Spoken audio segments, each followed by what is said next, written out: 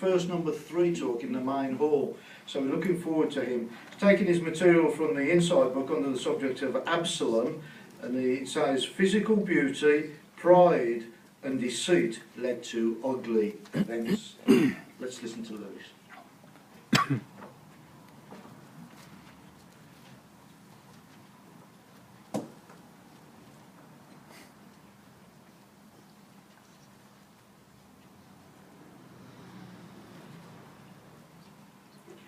We can all finish this well-known saying, pride comes before a fall. There's a character in the Bible that really fits this description, and that is Absalom. Absalom was the 3rd son of King David. He was a very handsome man. We see this in 2 Samuel chapter 14 and verse 25. Let's take a look at that. 2 Samuel chapter 14 and verse 25. Now in all Israel, no man was as highly praised for his handsome appearance as Absalom. From the sole of his foot to the crown of his head, there was no flaw in him. So we can see from that scripture that he was strikingly handsome from head to toe. In addition to his good looks, he was very smart, very clever, cunning and crafty, and very good at persuasion. He also had a likeable personality and a great charm. Let's take a look at 2 Samuel chapter 15 and verse 6. And it reads here, Absalom would do this to all the Israelites who would come in to the king for judgment. So Absalom kept stealing the hearts of the men of Israel. So beauty and intelligence, it's not a bad thing, but pride about them is. Consider the depth of Absalom's pride. Let's read 2 Samuel chapter 14 and verse 26. And it says, when he shaved his head, he had to shave it at the end of every year, because it was so heavy for him. The hair of his head weighed 200 shekels, by the royal stone weight.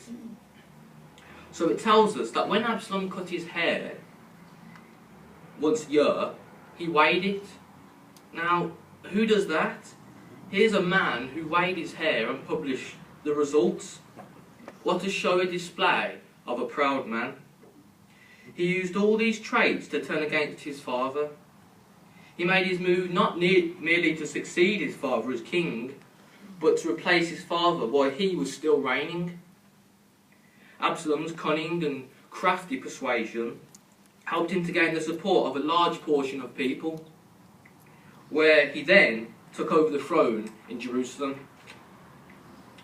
It seemed like the end for David, except for one undefeatable reality.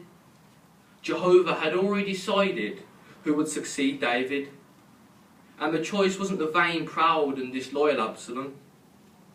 The matter was settled on the battlefield, where Absalom and his followers proved no match for David and his commanders, who stayed loyal to him. Absalom lost 20,000 of his own troops. Absalom himself, for making a hasty retreat, riding a mule, got his head caught in the branches of an oak tree. While hanging there, one of David's commanders, ran him through the heart with 3 javelins. Absalom dies because of his pride and his vanity. First, his pride. Absalom was leading his forces against David's forces, despite having no previous combat experience. Second, his vanity. We read in the scripture that he only cut his hair once a year because it became too heavy. It also told us that he was a handsome man. So it's clear he took a lot of pride in his appearance, especially his long hair. His pride in his long hair caused him trouble because it gets stuck in a tree, where he is unable to flee from David's men. So what can we learn from Absalom? As pride is a common fault among imperfect men, we do well to control it and thereby avoid its damaging effects. Let's take a look at Proverbs chapter 16 and verse 5. And it reads, "Everyone proud in heart is detestable to Jehovah. Be assured that he will not go unpunished."